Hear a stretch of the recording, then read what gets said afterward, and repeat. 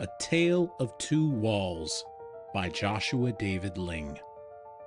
A tale of two tales I would tell you, of two walls grand in scale, one made of stones crushed into shape, the other of wood and mixed shale.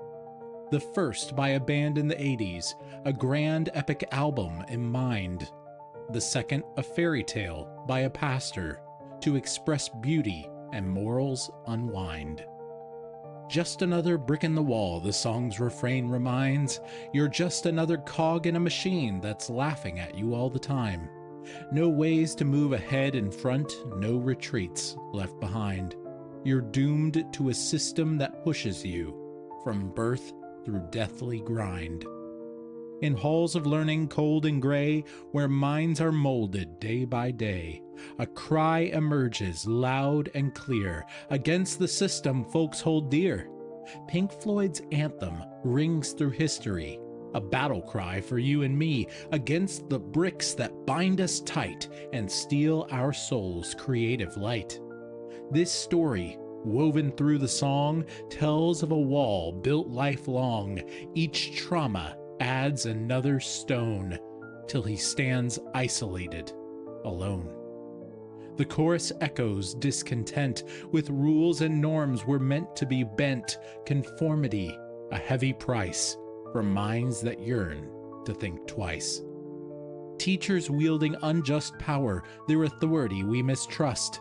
Leave them kids alone, they plead, for freedom is what they claim to need. This song, a mirror of our plight, reveals the struggle, wrong or right, to break the mold, to stand apart, to listen to our beating heart. Pink Floyd gives us a glimpse into what collectivism can be if utilitarian maximalism is all we're able to see. This tale my father often told me by listening on plastic discs, but The Wall was one of his least favorites. In Pink Floyd's albums, a subtle miss. He much preferred Dark Side of the Moon, and often told me so, but I wasn't sure exactly why, until a second tale he told. The book was light beige on the shelf, with purple and dark green text. Illustrations laid across the cover, inviting me to take witness of the wise words it proudly proclaimed, for that was the book's title. By a man named Peter Leithart, its tales did not leave me idle. My father read a tale from the collection with warm smiles and no hesitation, but one tale particularly stuck out to me. It was simply called The Bleeding Tree. It told a tale of a tree who lived relatively happily, but he wished that he could one day see the inside of a church building.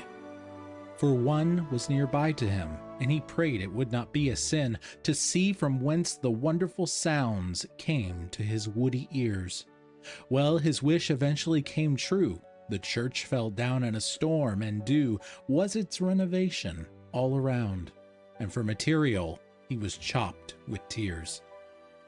Yet when our little tree awoke, after a gloriously painful death, he realized he'd been made into an amazing wall in a cathedral set, and he could see all the glory he had only glimpsed before, and he reverberated with the sounds of the saints forevermore. How can both these pictures ring true? A wooden wall with a wonderful view, and a terrible wall of conformist might, stomping all within its sight. Because the two walls represent two different destinies at present, one above, the other below. So take close notice and you'll know. The kingdom of heaven does not seek to stomp you into a mold ununique, but instead show your glories true and reveal your new name to you. While the wall in Pink Floyd's song cares only about itself all along, the only name given to you will be your coordinates in the wall's grid view. This is particularly interesting when the church sometimes acts in the opposite trend of what it is called to be in this fight of wall against wall, of dark against light. The one is not destined to disappear in the many, but fulfill a single role, and not just be any, while hell's power continues to stomp on any and all. So don't just be another brick in the wall.